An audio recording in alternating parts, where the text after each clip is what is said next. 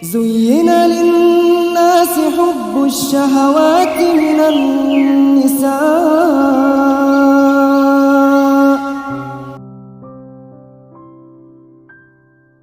Nah, cuma tadi kan yang positif-positif. Ada teori lagi, sebenarnya harapan itu sifatnya paradok. Harapan itu sumber kehidupan, cuma hati-hati. Kadang-kadang dia juga sumber kehancuran. Kenapa? Mungkin di sesi ngaji apa saya pernah bilang, hanya orang yang berharap yang bisa kecewa. Ya kan? Hanya orang-orang yang berkeinginan yang bisa gagal. Jadi itu paradoksnya harapan. Jadi paradok itu sifat yang bertentangan, makanya kamu mengelolanya harus hati-hati. Harapan bisa membawamu pada kebahagiaan, tapi bisa juga sebaliknya menghancurkanmu. Kalau kamu tidak hati-hati merancang harapan. Jadi jangan sampai senjata yang sakti yang namanya harapan itu berbalik membunuh dirimu sendiri karena kamu tidak pintar mengelolanya. Itulah sifat paradoksnya harapan. Kalau kamu tadi tidak bercita-cita kumlot, tidak kumlot itu kan tidak masalah. Tapi ketika kamu bercita-cita kumlot, tidak kumlot jadi sumber kekecewaanmu. Kalau cita-citamu, harapanmu hanya lulus saja, kumlot tidak penting. IP berapapun tidak masalah, yang penting lulus. Kenapa? Cita-citamu hanya lulus saja. Tapi kalau cita-citamu IP, cita-citamu kumlot, lulus saja itu menghancurkanmu. Kalau kamu tidak bercita-cita punya pasangan, mbok jomblo sampai umur 40 tidak masalah. Tapi kalau orientasi hidupmu pasangan, pacar, dan yang sejenis itu, mbok sekarang kamu jomblo juga gelisah, susah, sumpek. Kenapa? Karena kamu target di situ, kamu berharap di situ. Itu paradok harapan namanya. Dia bisa menghidupkanmu, tapi dia juga bisa membunuhmu kalau kamu tidak hati-hati. Maka aturlah harapan-harapan hidupmu secara masuk akal, secara cerdas. Rancang harapanmu paling tidak di 4 ciri. Yang pertama, harapan, berharaplah sesuatu yang dapat kamu capai secara rasional. Jadi secara rasional itu berharap yang masuk akal saja. Kalau kamu sudah semester 14, targetnya sudah nggak usah mikir kumlot, yang penting lulus.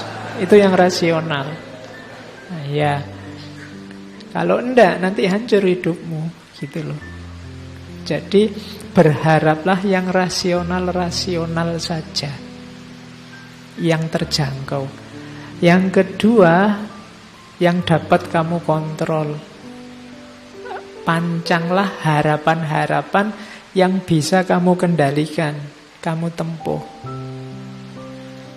Itu loh. Misalnya kamu sadar bahwa suaraku itu jelek kok Pak, tapi saya cita-citanya penyanyi. Itu kan agak berat perjuanganmu kalau sampai ke sana.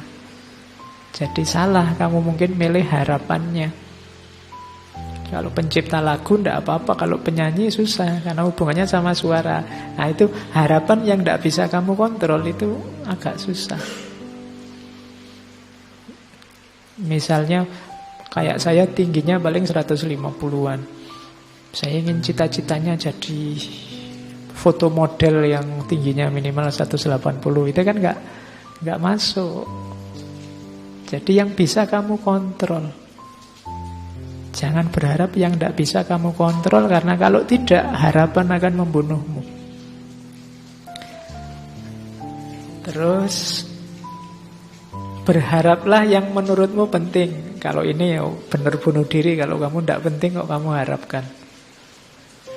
Ya, wong kamu tidak minat kok kamu masuk ke situ. Nah, itu agak bunuh diri. Jadi berharaplah hal-hal yang penting-penting saja, yang cocok sama passionmu. Jangan berharap yang bukan dirimu, karena kamu akan kesulitan mewujudkannya dan akibatnya kamu kecewa. Yang penting menurutmu apa? Bukan yang penting menurut orang lain. Karena kalau tidak nanti kamu kesulitan mewujudkannya. Setiap orang punya gaya dan model sendiri-sendiri. Yang keempat, ini juga penting. Kalau tadi kan penting menurutmu. Berharaplah sesuatu yang bisa diterima oleh masyarakatmu dan cocok dengan nilai-nilai yang ada di tengah masyarakat, nilai-nilai moralnya. Ini menentukan juga, karena kalau targetmu ternyata tidak cocok dengan masyarakatmu, kamu bisa kesulitan juga. Nanti harapanmu bisa membunuhmu. Ya macam-macam tidak cocok itu. Mungkin tidak cocok sama kultur sana, mungkin tidak cocok sama nilai-nilai yang ada di sana. Ya contohnya gampang lah, misalnya yang cocok sama masyarakat di kos-kosanmu, misalnya masyarakat sana menghendaki kamu kalau apel paling malam sampai jam 10 misalnya. Ah itu ya, kamu jangan berharap lebih. Saya ingin ijtihad berlawanan dengan masyarakat, pokoknya apel itu ya paling tidak jam 12 lah, jam 10 belum dapat apa-apa. Misalnya, oh itu kamu akan kesulitan benar. Mungkin kamu punya argumen, punya dasar, punya dalil. Lo gimana Pak, saya sholat isya-nya sekarang selesainya paling jam 8. Nanti kos saya sama tempat apelnya jauh, bisa sampai jam 9. Kalau jam 10 harus pulang, ya belum ngapa-ngapain kita, baru say hello misalnya. Nah itu kan argumenmu. Tapi masyarakatmu tidak bisa. Kamu kasih argumen itu, mereka punya tata nilai sendiri. Nah, harapanmu kalau tabrakan dengan maunya masyarakat, kamu akan susah juga. Hasilnya kesengsaraan juga. Maka rancanglah harapanmu di 4 ciri ini. Rasional, bisa kamu kontrol. Yang penting-penting. Yang penting-penting ini juga menurut saya harus digarisbawahi. Tidak harus segala hal kamu patok harapan. Yang tidak penting-penting tidak masalah. Ada kan hal-hal kecil yang tidak tercapai juga tidak masalah, tidak apa-apa. Wong itu tidak penting meskipun kamu berharap. Kayak kamu kayak kamu main game HP itu kan asik. Kamu berharap menang, tapi kok ya kalah terus ya tidak apa-apa. Wong cuma game aja loh. Kenapa? Tidak penting. Kamu tidak harus sedih, tidak harus marah, tidak harus nendang-nendang pintu karena kalah game. Oh, tidak apa-apa, wong cuma permainan. Itu namanya kamu ngerti prioritas. Mana yang penting, mana tidak penting. Ya semuanya kamu harapkan. Misalnya teh ini. Ini kan kamu berharap teh ini segarnya luar biasa. Begitu diminum misalnya.